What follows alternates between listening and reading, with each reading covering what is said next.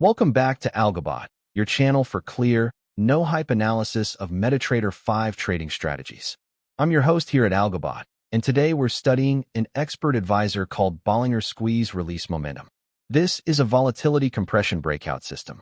It watches for the market to coil up quietly, then aims to react the moment that stored energy is released. Along the way, you'll learn how Bollinger Bands and Keltner Channels work together, how a momentum slope decides direction, and how the strategy manages risk with an ATR stop and a trailing exit. Remember, this is educational information only, not financial advice. Let's dive in. So what does this expert advisor actually do? At its heart, Bollinger Squeeze Release Momentum is built around a simple observation that markets tend to alternate between quiet periods and active periods. When price goes quiet and volatility contracts, potential energy tends to build up. When that quiet finally breaks, the resulting move can be sharp. This strategy tries to identify that transition and step in as the market wakes up.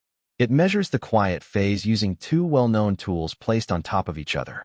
The first is the Bollinger Bands, which expand and contract based on the standard deviation of closing prices. The second is the Keltner Channels, which expand and contract based on the average true range, a measure of typical bar size. When the Bollinger Bands shrink so far that they sit entirely inside the Keltner Channels, the strategy considers the market to be in a squeeze, coiled, and compressed. When the Bollinger Bands push back outside the Keltner Channels, the squeeze has released. Direction is not guessed.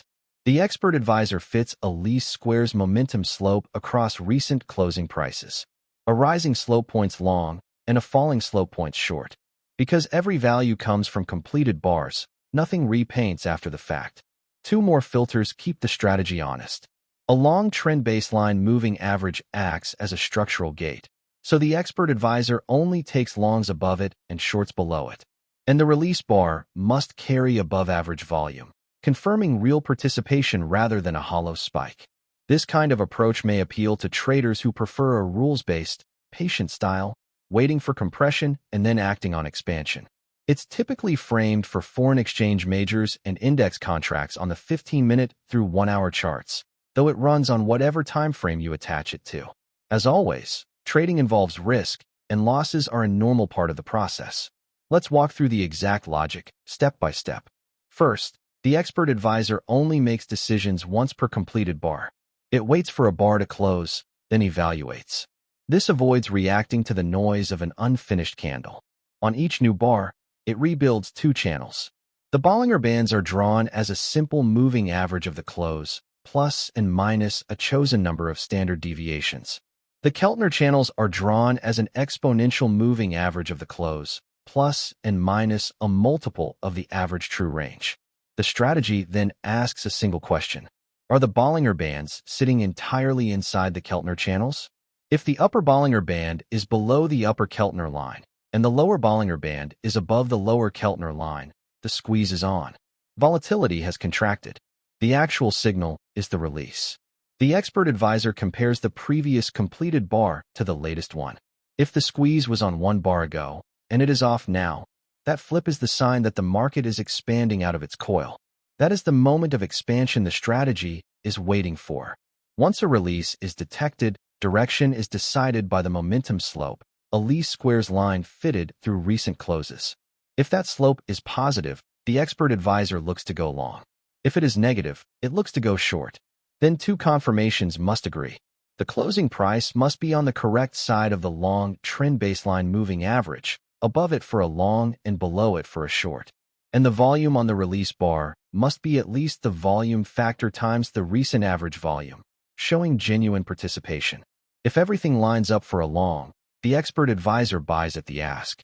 If everything lines up for a short, it sells at the bid. Only one position per magic number is held at a time, so the strategy focuses on a single trade and lets it resolve. Risk management is entirely ATR-based. The initial stop is placed a multiple of ATR away from entry. The take profit is set at a reward-to-risk multiple of that stop distance. With the default settings, the target is twice the risk. Position size is scaled inversely to short-term volatility, so when the market is unusually stretched, the lot shrinks to keep risk steadier. And once a trade moves 1 hour in profit, that is, one full stop distance, a chandelier trailing stop begins ratcheting behind price, trailing by a multiple of ATR to help protect open gains. If price reverses, the stop or the target closes the trade. Let's read the core of the MetaTrader 5 code, just as it appears in MetaEditor. At the top are the input parameters, the dials you can adjust. BandPeriod sets the length shared by the Bollinger and Keltner basis. The Bollinger standard deviation multiplier and the Keltner ATR multiplier set how wide each channel is.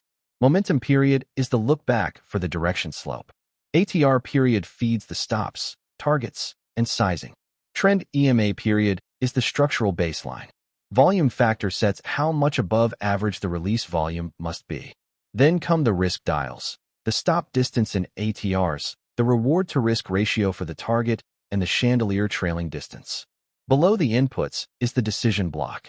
The expert advisor computes whether the squeeze is on for the latest completed bar and the one before it, and defines a release as on previously and off now. It then reads the momentum slope, the trend EMA, and the closing price, and checks volume. Notice the two signal lines. A long signal requires a positive slope, a close above the trend EMA, and acceptable volume. A short signal requires a negative slope, a close below the trend EMA, and acceptable volume, the exact mirror image. On a buy, the code takes the ask price, places the stop one stop distance below entry, and sets the take profit at the reward-risk ratio times that distance above entry, then calls trade.buy. On a sell, it takes the bid price, places the stop one stop distance above entry, sets the take profit the same reward-risk multiple below, and calls trade.sell. Both sides use the same ATR-derived distances, just flipped in direction. That symmetry is what keeps the strategy balanced between longs and shorts.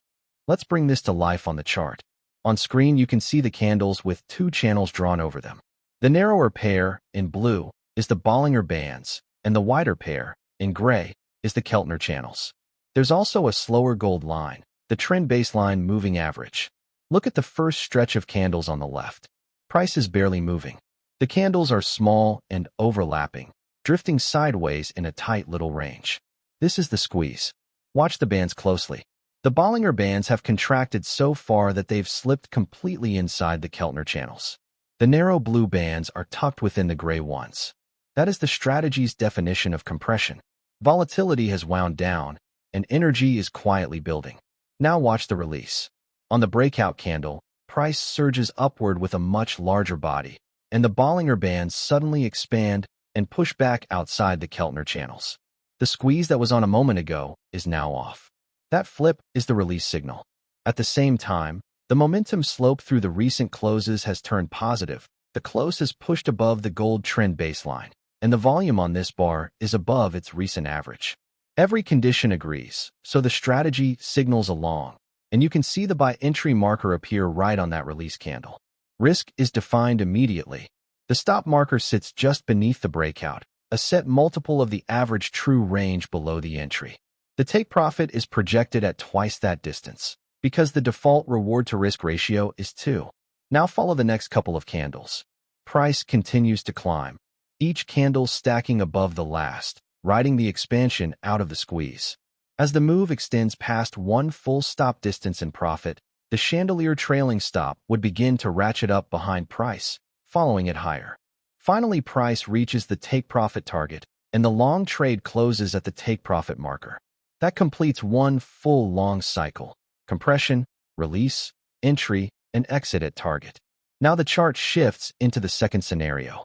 After the peak, price rolls over and begins to slide back down, drifting through the gold trend baseline to the downside. It then settles into a second quiet range. Once again, watch the bands. The Bollinger Bands contract and slip back inside the Keltner Channels. A new squeeze has formed, this time lower on the chart, below the trend baseline. Then comes the downside release. On this candle, price drops sharply with a long bearish body, and the Bollinger Bands expand outside the Keltner Channels again. The squeeze flips off. This time the momentum slope through recent closes is negative. The close is sitting below the gold trend baseline, and volume confirms the participation. That mirror image set of conditions signals a short, and the sell entry marker appears on the release candle. The risk framework is simply flipped. The stop marker sits just above the entry, one ATR multiple away, and the take profit is projected the same reward-to-risk distance below. Follow the candles down. Price extends lower, bar after bar, out of the compressed range. Once the trade is one full stop distance in profit, the chandelier trail would begin ratcheting down behind price, trailing above it. Eventually, price reaches the downside take-profit target, and the short closes at the take-profit marker. Notice how symmetrical the two trades are.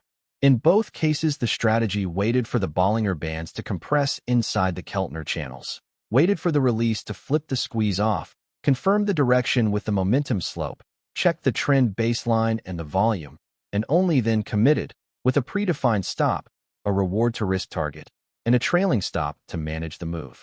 It's a patient, structured way to approach expansion out of quiet markets.